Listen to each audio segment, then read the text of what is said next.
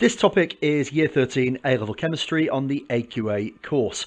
In this particular series of videos, we're looking at transition metals. I'm going to recommend that through this, you actually have a go at the activities yourself. So on each task, pause it, have a go, and then when you review it, you actually get to see what's gone well and what you might need to spend a little bit more time on. So we're going to take a look in the first video at the general properties of transition metals. What are the properties and characteristics of the elements from titanium to copper? Small spoiler there if this is new to you. And explaining these properties in terms of electronic structure. Examiner's tip here, the electronic configuration of any element can be deduced by using the periodic table. Now that might seem quite obvious, and what I'm about to say might seem obvious, but I'm just going to show you on the table that we have here. You can see I've written S1 and S2, P1 through to P6, D1 through to D10. And that's as far as we're really going to go. We won't do a configuration higher than krypton, generally speaking.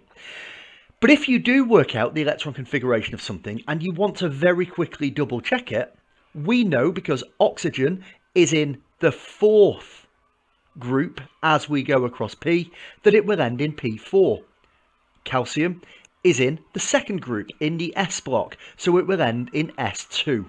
So it's just, if you have that time to go back and clarify your answer and make sure you're happy with it, that can sometimes be helpful. Okay, so we are going to look at the activity below, see what you can do with this. Where are the D block elements? Big giveaway already on there. And I've highlighted there, it is that central block. D block goes from scandium all the way over to zinc and down.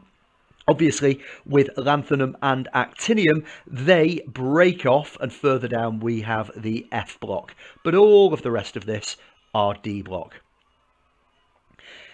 What you possibly have thought in the past is that the D block is the same as the transition metals. As this course progresses, we're going to see that that is very much not the case. A lot of this video is going to be based on prior knowledge from year 12. So going to recommend you have a go at each of these examples, writing out the electron configurations. Now, I'm going to draw out in full the first one. You can see that scandium, 1s2, 2s2, 2p6, 3s2, 3p6, 4s2, 3d1. Remembering that order is incredibly important. And also, let's just double check that answer. Here's scandium. It's in the D1 group here, so it ends in D1. I've checked my answer and I'm happy.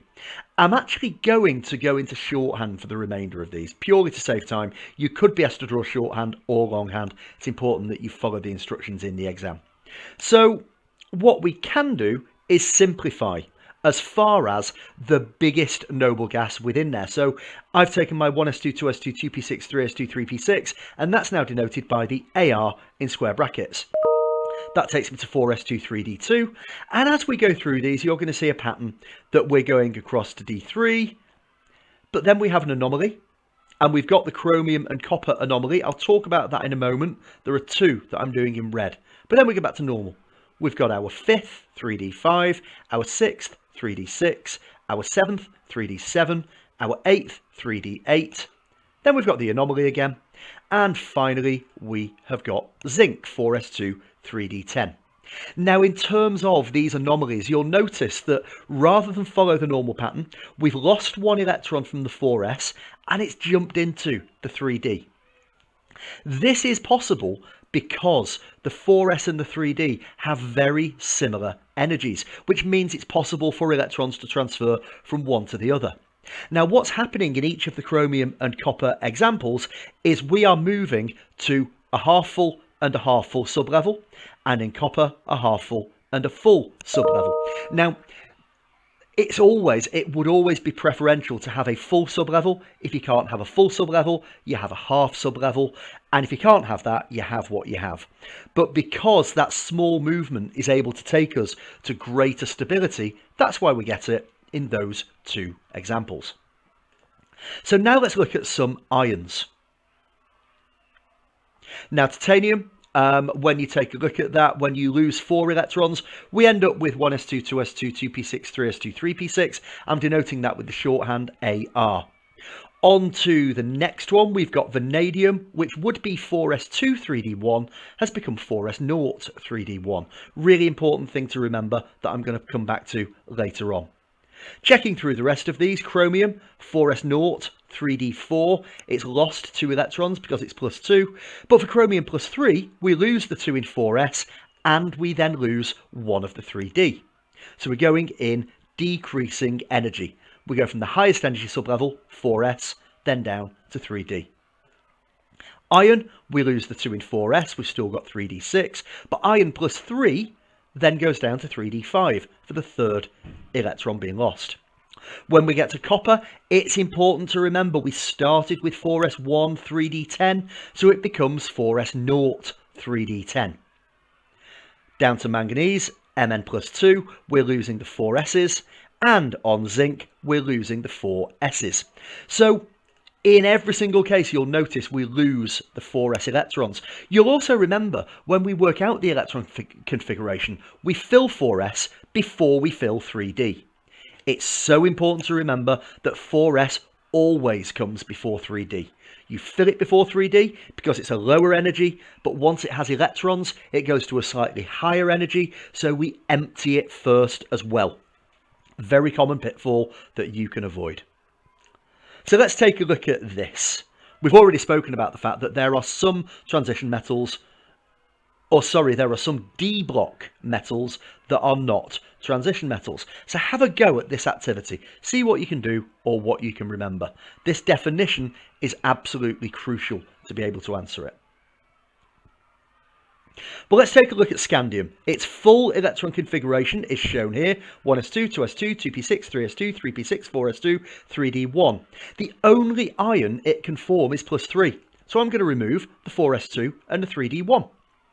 If I then take a look at zinc, which is 1s2, 2s2, 2p6, 3s2, 3p6, 4s2, 3d10, and it only forms one ion, which is plus 2, then it's going to lose the 4s, and it leaves me with 3d10. Now, in each of these cases, we can see something important. In scandium, there is no D sublevel, and in zinc, the D sublevel is full. The definition of a transition metal that you now need to remember is that it forms at least one stable ion with a part-filled D sublevel of electrons. We can see that neither of these do that. So scandium and zinc are D block elements, but they are not transition metals. Let's move on. Let's take a look at some of the key properties. We're going to talk more about complexes later, but we're going to take a look at catalytic activity to begin and variable oxidation states. What catalysts do you already remember? Just do a very quick run through of the ideas in your head. I'm going to put down some examples, but there are more. We use iron in Haber process, nickel for hydrogenation of alkenes, zeolite in catalytic cracking, in ethene to ethanol. I realise I've got those the other way around. The catalyst here is conch phosphoric acid for the conversion of ethene to alcohol. Basically, though, there are lots of catalysts that you have met or are going to meet, and it will be expected that you will be able to match every single one of those catalysts to the right reaction. We are going to have a section on catalysts in a later video in this topic, so that will give you more guidance on that. Let's look at variable oxidation states then, a little bit of a redox review. What are the oxidation states of each of these? Give it a go. First one, really simple. It's plus 2. Second one, 3 oxygens is minus 6, so we need 2 plus 3s to get to 0. In MnO2, I've got 2 oxygens. That's minus 4, so the manganese must be plus 4. And if I then look at MnO4 2 minus, I've got minus 8 from the 4 oxygens. To get to minus 2, my manganese must be plus 6. And in MnO4 minus, my 4 oxygens give me minus 8, so to get to minus 1, it's plus 7. Let's take a look at some more examples. And we can see here, I've got minus 4 from my 2 oxygens. To get to plus 1, my vanadium must be plus 5. VO2 plus, well, to get from the minus 2 of the oxygen to the plus 2 of the overall charge, vanadium must be plus 4. And the next one, much simpler, It's an ion, so it's +3, and a V2 plus is +2. Few questions just to finish off to summarise this topic. And let's take a look. So we have got manganese, and what you're looking for there is 4s2 3d5. What would the electron configuration be for an Mn+2? Hopefully you've remembered what you've seen earlier in the video. You're removing 4s first, so it becomes 4s0 3d5. For a +4 ion, we go on to lose more electrons, 2 more from 3d, so it becomes Ar 4s0 3d3. And the shorthand for cobalt, I've been doing shorthand all the way through, but cobalt would be 4s2 3d7. A few more questions to think about here. So the shorthand system I've already spoken about, but let's look at it. It's how we can simplify. My helium I can use to replace 1s2, so my He goes in the square brackets instead of 1s2. For neon, I would put Ne in square brackets instead of 1s2 2s2 2p6. And for argon, I would put Ar in to replace the entirety of its electron configuration. 1s2 2s2 2p6 3s2 3p6. Which two electrons are lost to form a CO+2 ion? I'm really labouring this point because I know that people do carry on making this mistake. You empty 4s before you empty 3d. But once you've removed those two 4s electrons, you need to remove a third. So that will come from the 3d sublevel. So that takes us to the end of part 1 of this topic. Thank you for listening and goodbye.